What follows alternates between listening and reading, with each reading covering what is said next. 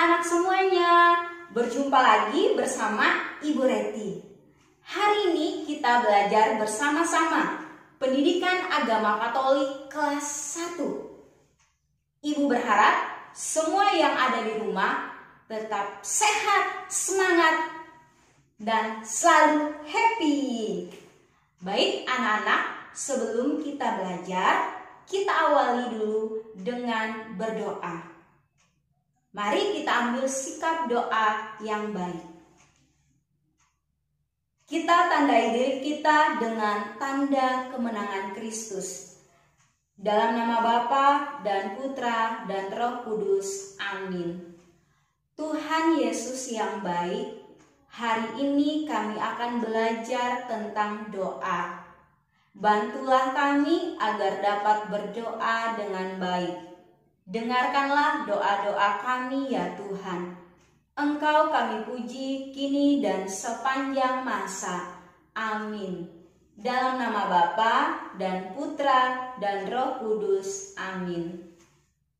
Anak-anak, hari ini kita belajar pelajaran 16 tentang doa harian umat Katolik. Baik anak-anak semuanya, sekarang kita mengamati gambar.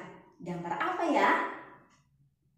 Yang pertama, gambar orang sedang berdoa sebelum dan sesudah tidur.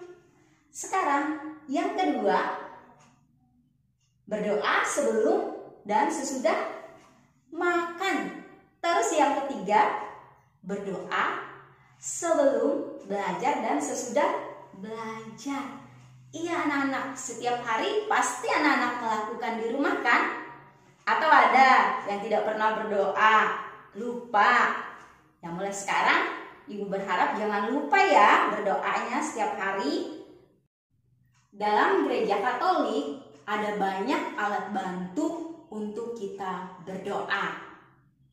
Ada salib, ada lilin, ada bunga, biasanya kalau di gereja di altar. Ada patung dan ada juga rosario. Jadi anak-anak, berdoa artinya kita berbicara dengan Tuhan dan mengungkapkan syukur atas semua yang baik telah diberikan Tuhan kepada kita dalam susah maupun senang. Anak-anak semuanya, bagi orang beriman, berdoa adalah salah satu kewajiban untuk menghormati Tuhan sebagai pencipta dan pemberi hidup untuk kita semua.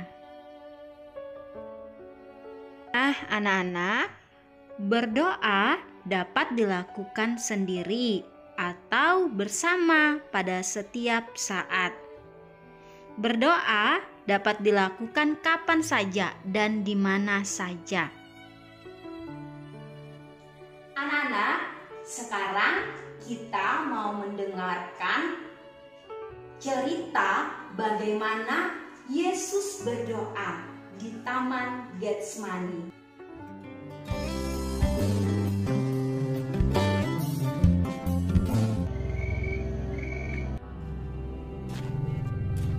Yesus dan murid-muridnya berjalan dari tempat makan malam mereka menuju sebuah taman yang sunyi.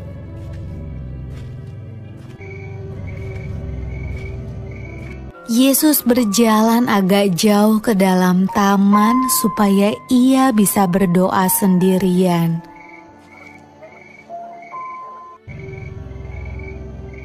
Yesus mengajak 3 orang murid terdekatnya yang bernama Petrus, Yakobus, dan Yohanes bersama dengan dia. Yesus meminta mereka untuk menunggu dan berdoa. Yesus ingin berdoa kepada Tuhan, meminta kekuatan, supaya ia bisa menjalani apa yang akan terjadi. Adik-adik, ingat ya, ketika kita akan menghadapi keadaan yang sulit, kita perlu berdoa dan meminta pertolongan Tuhan. Waktu itu sudah malam, dan ketiga murid Yesus sangat lelah. Akhirnya mereka ketiduran. Mereka tidak kuat membuka mata saat berdoa.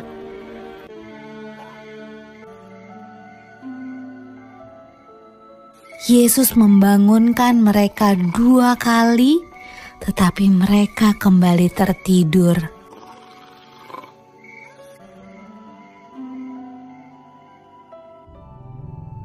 Pada waktu Yesus membangunkan murid-muridnya ketiga kali, Ia berkata, "Marilah kita pergi. Orang yang mengkhianati aku sudah datang." Ketika itu datanglah segerombolan orang membawa obor dan pentungan ke dalam taman.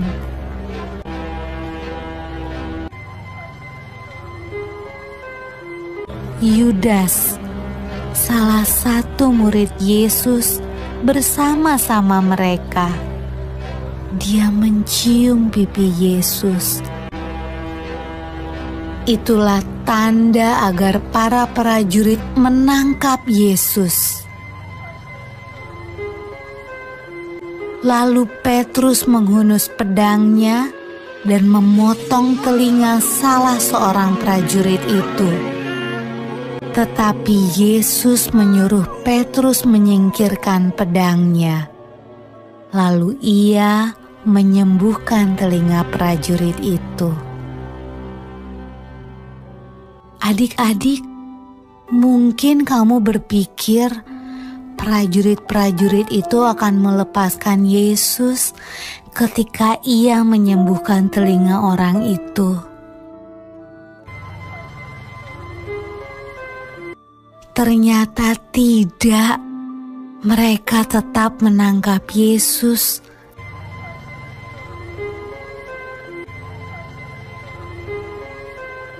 Dan membawanya pergi.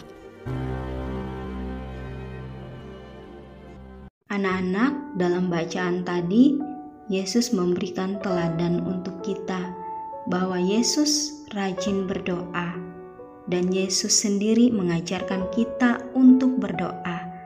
Ketika mengalami peristiwa sedih, Yesus berdoa kepada Bapa di surga dan mengajak murid-muridnya, yaitu Petrus, Yakobus, dan Yohanes untuk berdoa. Kebiasaan Yesus berdoa inilah yang membuat Dia selalu bersemangat untuk berbuat baik kepada orang-orang yang miskin dan menderita. Di mana saja dan kapan saja Yesus selalu berdoa, seperti di Bait Allah, di padang gurun, di Taman Getsemani, dan tempat lainnya. Kita pun diajak Yesus untuk selalu berdoa. Anak-anak, sekarang kita mendengarkan cerita pengalaman doa hidup Santa Teresia dari kanak-kanak. Sejak kecil, Teresia rajin berdoa. Ketika melihat bunga yang indah, burung, dan kupu-kupu, ia berdoa, "Betapa indahnya ciptaanmu ya Tuhan." Ketika mendengar bunyi guntur, ia berdoa, "Tuhan, jangan marah kepadaku, lindungilah aku." Ketika melihat pelangi yang beraneka warna di langit, ia berdoa, "Oh Tuhan, bagus sekali kalung di lehermu." Teresia kecil berdoa tentang banyak hal. Ia sangat dekat dengan Tuhan. Anak-anak, tadi kita sudah mendengarkan cerita tentang Santa Teresia yang selalu berdoa kepada Tuhan. Ia sudah akrab dengan Yesus sejak kecil. Apa saja yang dia alami, baik suka maupun duka, diungkapkan kepada Tuhan. Dia mempunyai sikap rendah hati, tanggung jawab dalam melaksanakan tugas, sederhana dan penuh cinta kasih. Hendaknya kita meneladani Santa Teresia dari kanak-kanak Yesus yang selalu rajin berdoa dan selalu dekat dengan Tuhan dalam hidup sehari-hari. Tadi kita sudah mendengar bagaimana cerita Yesus berdoa di Taman Getsemani, sudah memberikan contoh untuk kita. Kemudian pengalaman hidup dari Santa Teresia yang sejak kecil dekat dengan Tuhan Yesus. Nah, anak-anak, ada pertanyaan refleksi untuk kita renungkan dalam hati kita masing-masing. Sudahkah aku berdoa setiap hari? Jika sudah, maka tetaplah bertekun dalam doa. Jika pada saat ini kita sering lupa berdoa dan malas, mari anak-anak kita berdoa lebih tekun lagi agar kita dekat dengan Yesus dan kita selalu diberkati dan menjadi anak yang baik. Tetap semangat belajar dari rumah. Anak-anak, sekarang kita menutup pelajaran kita dengan doa penutup. Mari kita ambil sikap doa yang baik. Kita tandai diri kita dengan tanda kemenangan Kristus. Dalam nama Bapa dan Putra dan Roh Kudus. Amin. Tuhan Yesus yang baik, terima kasih karena Engkau sudah mengajarkan kami berdoa. Biarlah kami selalu rajin berdoa kepadamu. Engkau kami puji kini dan sepanjang masa. Amin. Dalam nama Bapa dan Putra dan Roh Kudus. Amin. Dadah. Tuhan memberkati. Sampai jumpa lagi.